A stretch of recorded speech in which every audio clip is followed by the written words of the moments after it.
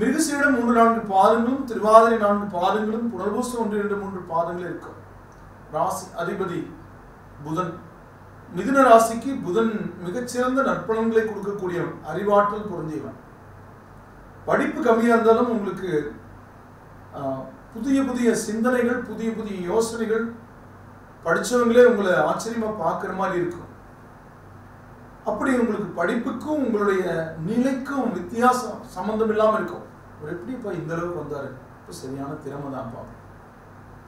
அசையா சொத்து முதலீடுகளுக்கான வேலை இருக்கும். வீடு இடமாற்றங்கள் பண்ணியிருப்பீங்க. உறவுகள் வகையில கொஞ்சம் உங்களுடைய வேகமான பேச்சால கொஞ்சம் பகைகள் ஏற்பட வாய்ப்பு இருக்கு. அது மட்டும் கொஞ்சம் யோசித்து பேசணும். மிருகசீரிட நட்சத்திரக்காரங்களுக்கு இந்த வாரம் நற்பலன்கள் கூடி வர தட்சிணாமூர்த்தியை கொண்டக்கடலை மாலை போட்டு வழிபடுங்க.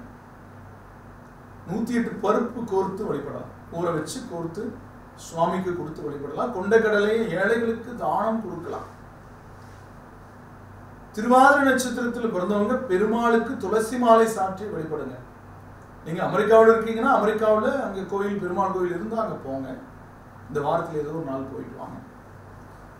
அல்லது பெருமாளுடைய படத்தை வச்சு நீங்க வழிபடுங்க. இந்த வாரம் உங்களுடைய போன்ல ப்ரொஃபைல் பிக்சரா கூட நீங்க பெருமாளை வச்சுக்கலாம்.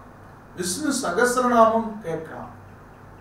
புனர்பூச நட்சத்திரத்தில் பிறந்தவங்க முருக கடவுள் இந்த வாரத்தில் உங்களுக்கு நல்ல ஒரு சப்போர்ட் கொடுப்பார். இந்த வாரம் போற கிரக நிலைகள் அடிப்படையில் பலவீனங்களை அகற்ற முருகனை கந்தகுரு கவசம் படிச்சு வழிபடுங்க.